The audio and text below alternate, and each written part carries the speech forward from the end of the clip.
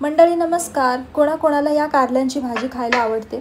Actually मला अगोदर अजिबात आवडायची नाही, पण आता आवडते. कारण मी ही कारल्याची भाजी जशी माझी आजी बनवायची सेम त्या प्रकारे बनवते आणि यामुळे ना अजिबात कारलं कडू लागत नाही आणि चवीला खूप छान लागतो. यासाठी मी काय करते, अगोदर कारली घेते आणि मधोमध त्याला असं उभ्या आकारात कापते. त्यानंतर एका कारल्याचे असे 3 तुकडे करते. मग अशी ही सगळी कारली एकत्र कट करून घ्यायची. नंतर याला स्वच्छ पाण्याने धुवायची. त्यानंतर 2-3 ग्लास पाणी गरम करायला ठेवायचं आणि ही सगळी कापलेली कारली त्यामध्ये डुबवायची. मग नंतर 1 ते 2 चमचे आपण यामध्ये मीठ टाकायचं आणि उकळवून घ्यायचं. आता हे उकळते तोपर्यंत पुढची तयारी करायची. आज मी हे हिरव्या वाटणाचं कारलं बनवते, जशी सेम माझी आजी बनवायची तसंच. आता हिरवं वाटण म्हटलं तर आलं हिरवी मिरची, कोथिंबीर. मेन आहे आपली हिरवी मिरची, कारण आपण यामध्ये लाल तिखट नाही टाकणार आहोत. तर मग इथे मी भाजके शेंगदाणे, हिरवी मिरची, कोथिंबीर, धना जिरा पावडर, हळद टाकली अर्धा चमचा आणि थोडंसं हिंग. तुम्हाला आवडत असेल तर टाका, नसेल तर नका. मला सवय लागली प्रत्येक भाज्यांमध्ये हिंग वापरायची, तर मी ते हिंगाचा पण वापर केला आहे. आणि मग मीठ टाकायचं चवीनुसार आणि मग काय करायचं, हे सर्व एकजीव करून घ्यायचं मिश्रण. आणि हो, 1 टोमॅटो पण मी यामध्ये वापर केला. ते आपण एकदम बारीक कट करून घ्या, नसेल तर मिक्सरच्या भांड्यात. हे सर्व जास्त बारीक न करता, असं जास्त मोठं पण न ठेवता, असं मीडियम याला वाटण करून घ्यायचं.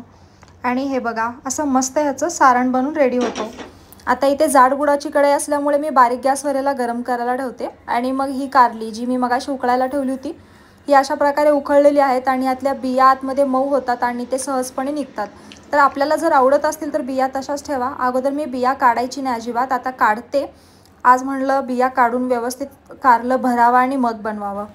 मग नंतर आपण ही एक एक करून कारली सगळी भरून घ्यायची. आणि एक सांगू का तुम्हाला, हे जे वाटण आहे ना मी बनवलेलं, हे मला असंच खायला चाटून चाटून खूप आवडतो. खरं सांगते, मी मिक्सरच्या भांड्याला लागलेलं वाटण मी सर्व चाटून चाटून खाऊन, भांडं धुवून आणि हात धुवून मग ही कारली भरायला घेतलेत.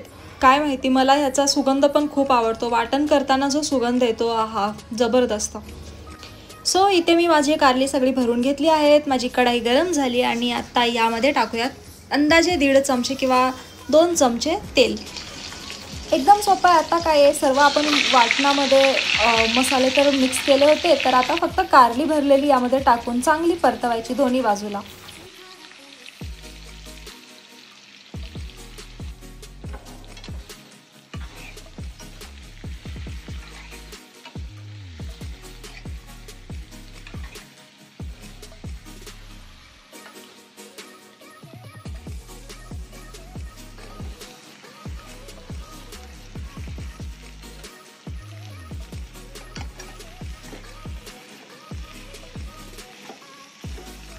हे छान परतवून झालं की आपल्याला जे शेंगदाण्याचं वाटणाचं ताट होतं, त्या ताटात थोडासा पाण्याचा झिपका मारायचा.